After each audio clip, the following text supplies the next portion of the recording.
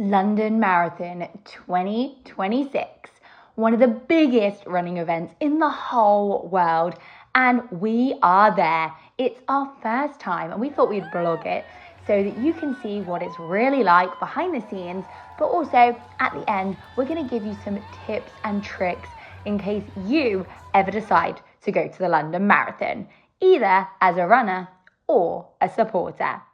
So we have dropped Minnie King at my parents'. She didn't want to come, which was a little sad. I think she would have got a lot out of it, but I'm not going to force her to do something she doesn't want to do. So she is staying at home, and we are in the car heading to London.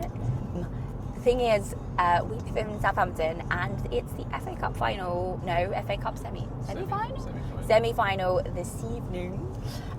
And Saints are actually in that. I know, shock horror. So quite a few people heading in the same direction as us. But, you know, there was a bit of traffic. Steve managed to eat whilst in the traffic, so that was quite good. What did you have, Steve? What was the food? Some lovely Rice Krispie squares and some love corn. Oh, it's exciting stuff over here. That's kind of the vibe at the moment. It's just kind of, it looks like we've got like an hour 50 left of our journey, so not horrendous. Got fluid, got snacks, so we're just gonna keep on rolling with it and hopefully not getting stuck in too much traffic going forward. Excited? Yes, I'm very excited at the moment. I am feeling... You don't sound excited. Can you sound more like chirpy? I'm trying to drive through a lot of traffic right now. Oh, actually, it's also like a little slalom. I am excited, yeah, but I'm fairly relaxed at the moment, listening to some good old country music with my good friend Kiefer Sutherland, so that'll keep me nice and chilled. I mean, tell me you're nearly 40 without telling me you're nearly 40 with that sound choice, huh? Okay. I won't be listening to it tomorrow though. I need something more upbeat for that. So. Although, I heard that you might not actually be able to hear anything because the crowds are so wild. I don't know if this voice is going to last with all the shouting, but we'll see. So traffic was bad, but we have made it. We are really lucky to be able to stay in a flat that belongs to one of my besties' parents. So we are on one side of London, but we now need to hotfoot it across to the ExCeL. So now I'm excited. Now he's here. So the ExCeL, for anyone that doesn't know, you get your bib number and all your stuff at that event, the ExCeL. It's open, I think, all week, but obviously if you don't live near London or, you know, are working, you have to then come and try and grab that on the Saturday. I imagine it's going to be super busy.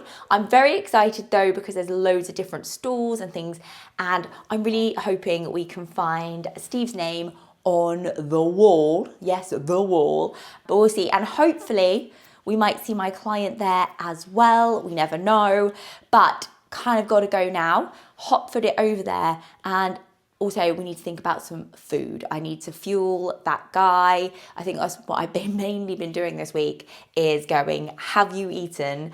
And can I get you something? Has been the main vibe. Anyway, we are gonna now head over to the ExCeL so that we can then chill this evening. Time for me to take over. We have finally made it to the ExCeL in London, where I'm going to pick up my race pack, and then it's all going to be very official. So let's get inside.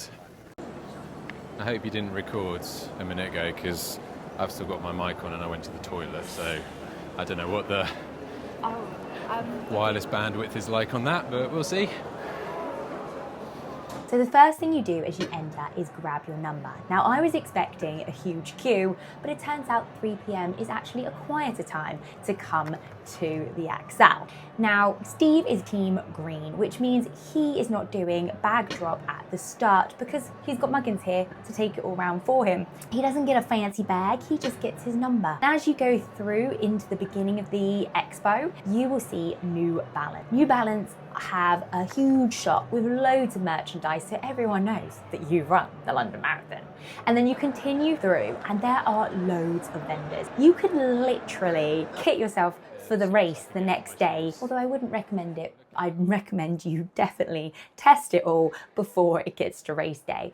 But if you were caught short, this is the place to be, because there was everything that you could possibly need and loads of freebies. I've got to say, there was also a definite hum of anticipation, even though the crowds were quieter. And overall, this just gives another level to the London Marathon. And I can see why it's one of the most anticipated races of the year.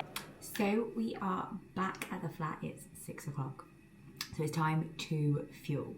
So this week has been very carb heavy. For Steve, he has been eating 4 to 5 grams per kilo of body weight on Monday, Tuesday and Wednesday. So basically you'll take your body weight in kilos and times it by 4 and then by 5, and then you want to get within that ratio. And then on Thursday, Friday, he then went up to between 7 and 9 grams of carbs, which is a tall order. Not that he's a heavy guy, he is really not. It's really hard to eat that amount. And you also need to be conscious of your fiber content. You don't want too much fiber because, you know, bloating, bowel issues is not something we want. And obviously you don't want too much fat either. So it's just a lot to kind of think about and juggle. Luckily today though, the carbs come back down again to minimize digestive issues come tomorrow. So tonight's dinner is very basic. It is pasta with a tomato sauce. Rock and roll, but something that's, you know, he's eaten plenty of times before, so it's not going to cause any issues. That's kind of the vibe. We're going to eat and then chill. My throat is killing me. So I really just wanted to make sure we know exactly what trains we're getting tomorrow to get to the start line. Make sure that Steve gets a bit more food in him probably after the pasta. And then it's just gonna case of chill and relax, ready for the morning. So it's been a busy day. It's been non-stop. I think I'm at 15.3 K on the steps. So plenty of steps done. Good job we didn't do a shakeout run, because I'm pretty sure, did you get that amount of steps too? 15 and a half. Yeah, he's at 15 and a half. So yeah, definitely do not need to be eating up those glycogen stores any more than that. So that's kind of us over and out for this evening. It's just gonna be very boring, chilled vibes here on in, and then I look forward to taking you on the journey tomorrow as we chase Steve around London. It is the morning of I've just got up. the London Marathon. That is an absolute lie. He was awake because I was coughing.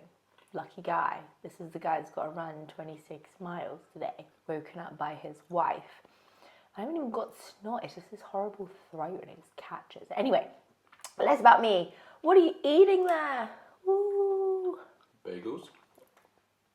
Bagel. Peanut butter and jam. Lovingly made by me, obviously. So I'm aiming for about 1 to 1.5 grams of carbs of my body weight for breakfast, and then about 30 grams of carbs an hour before, and then we go.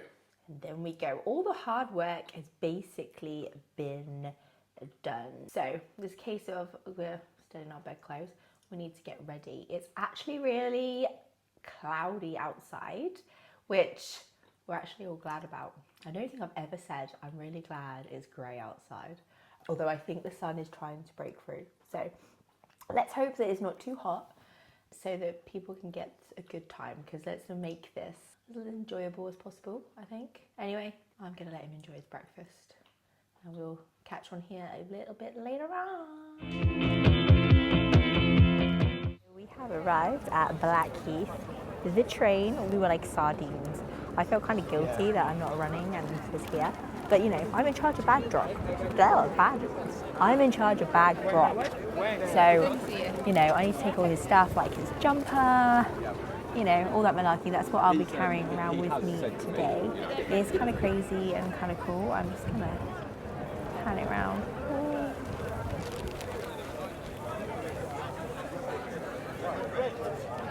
Part of the reward of having a green eco space was you get more toilets. Woo! Woohoo! Exciting stuff. I'm going to need that toilet.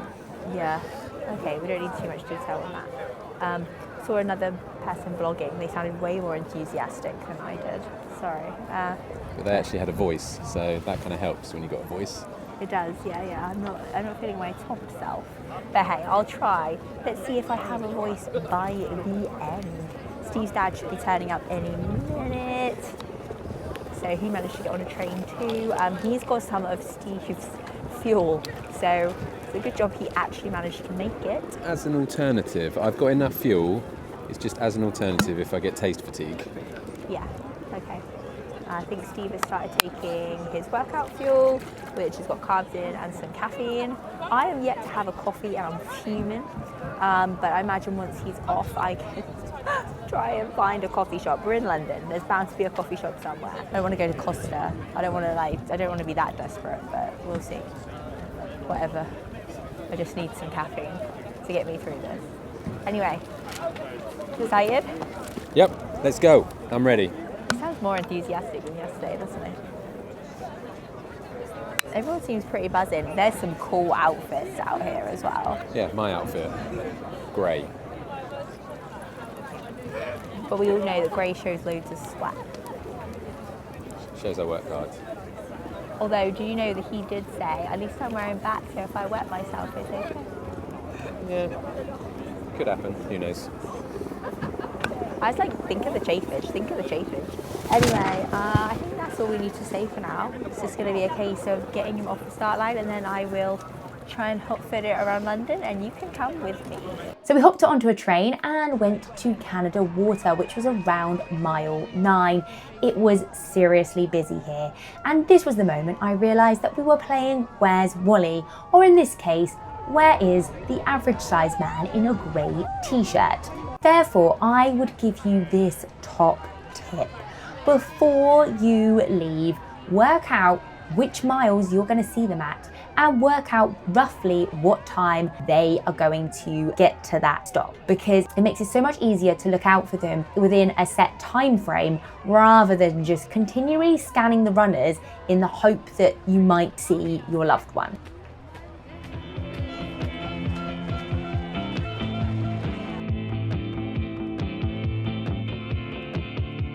So we saw Steve in mile 9. He did not see us. It was absolutely heaving. We are now in Canary Wharf and we can look down on the runners.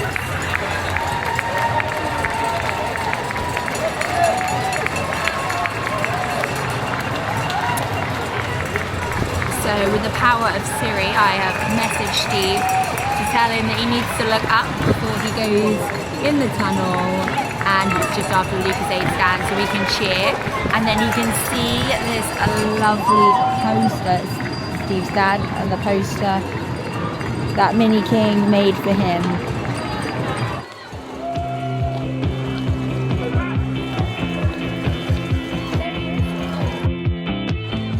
Tip number 2, Canary Wharf is a great location.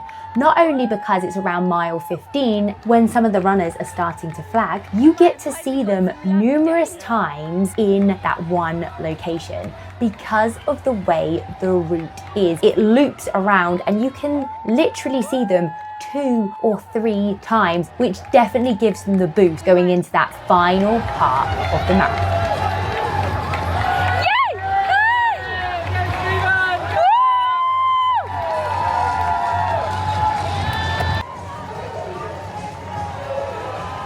We are at the finish, but the runners have a 30-minute walk or something like that to meet us. So hoping to see him soon. He did really well, so proud. Didn't get him on the last time I saw him on camera, but I was too busy shouting. But yeah, see him soon. So it's been a few days now since I did the London Marathon. I've had a little bit of time now to reflect on the event as a whole, so I thought I'd give you a few little tips that I think is fairly useful to know if you ever get the chance to do this incredible event. Firstly, why was the weather not like this? A bit of cloud cover would have been amazing. I think I could have definitely gone a little bit quicker if I had a bit of cloud, maybe a sub 3:15, but let's do it again and see what happens. Easily the best running experience I've had so far, and I would definitely do it again, 100%. So I've already entered the ballot for next year, so who knows what's going to happen. See if we can get in. So a little tip I would give is, if you're a runner, the importance of fueling. It is so important, especially when it's hot. You really need to get your fueling right. You need to really kind of nail down what your thought process is going to be, like what your nutrition strategy is going to be. And I say you need to test it on multiple runs during your training. You need to try loads of different gels, work out which one works for you, have a plan, stick to it, test it, and yeah, make sure you get those carbs in, because on the day, especially if you're aiming for a time, it is all about that performance. And I say those carbs are basically going to be what is going to fuel that performance, because the last thing you want is those legs cramping up and really struggling. What would I change next time? I would check my technology before I left Clare. The supporters are not allowed in the weight area, and I took my headphones and they weren't connected. Only one worked, and I was stuck with one headphone for the whole race, which was fine. I didn't mind too much because it was just nice to hear Clare's messages coming through my ear, so I knew where she was, things like that. Also, I managed to rip my shorts before I'd even started. I got a zip back pocket in my shorts, which is where my phone always goes. Every single trial run that I've done, practice run, it was there, no problems, absolutely a non-issue. And then this time, I managed to rip my shorts. Couldn't get my phone in my pocket. It was ridiculous. Luckily, it was only the outside lining, not the actual phone pocket, so it held firm. But yeah, I should have got Claire to sort that out for me as well. The buzz around London as well was just incredible. Things were going on for the whole weekend. Claire and I only went up on the Saturday lunchtime, so next time I would definitely take at least the Saturday off and go up maybe on the Friday night, or even on the Friday stay a bit longer, go around London, just soak in that atmosphere. Loads of companies giving you away free stuff and whatever. It was just insane. Everyone was just buzzing for what was going on. I'd make more of the weekend and just really appreciate the whole atmosphere and make a whole weekend of it, really. But yeah, so overall, just an absolutely incredible experience, and I'd highly recommend that you sign up to that ballot, get involved, or if you don't want to do a marathon, just go up to London and just watch it for yourself. It is just insane. I can't say that enough. Insane.